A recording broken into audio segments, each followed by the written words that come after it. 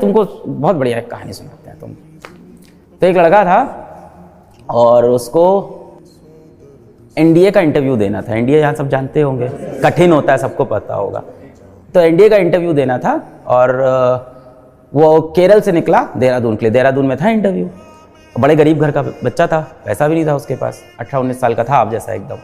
तो उसकी बहन ने बोला कि मैं अपने कंगन बेच देती हूँ और इससे जो पैसे आएंगे इससे टिकट करा के चले जाना।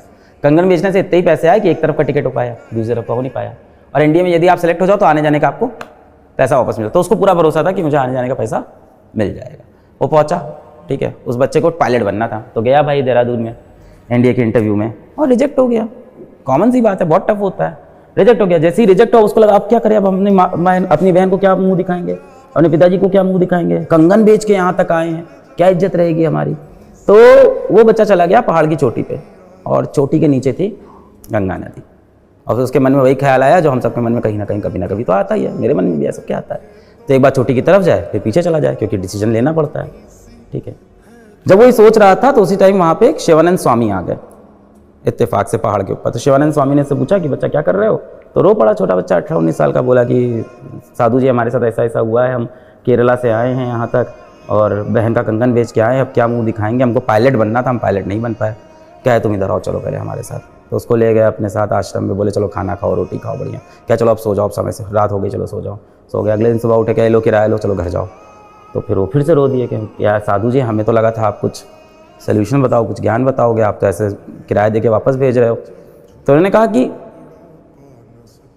तुम पायलट आज इसलिए नहीं बन रहे हो क्योंकि भगवान ने तुम्हारे लिए कुछ बहुत बड़ा प्लान कर रखा है। तो वो बंदा प्लेन उड़ाना चाहता था, फिर उसने मिसाइल उड़ाई।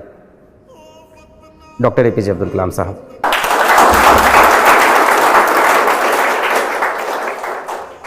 ऐसी बहुत सी कहानियां आपको मिलेगी जहां इंसान बहुत सारा संघर्ष कर रहा था। सो बी पेशेंट। लोग उस बैकग्राउंड से निकल के जीवन में बहुत कुछ कर रहे हैं। देखो जिसके 480 आ रहे हैं उसको लग रहा है 500 क्यों नहीं आ रहे, इसके 500 आ रहे हैं उसके 550 क्यों नहीं आ रहे, 550 आ रहे हैं तो 660 क्यों नहीं आ रहे, 660 आ रहे हैं तो 720 क्यों नहीं आ रहे। तो किसी की इच्छाएं कभी खत्म नहीं होती है, ये हमेशा इंसान के मन में रहता है। भाई जो साइकिल चल रहा है उसको लग रहा है कि बाइक कब आएगी, बाइक है तो कार है तो जगुआर कब आएगी, जगुआर है तो बेबी कब आएगी। तो चाहत इंसान की कभी खत्म नहीं होती है।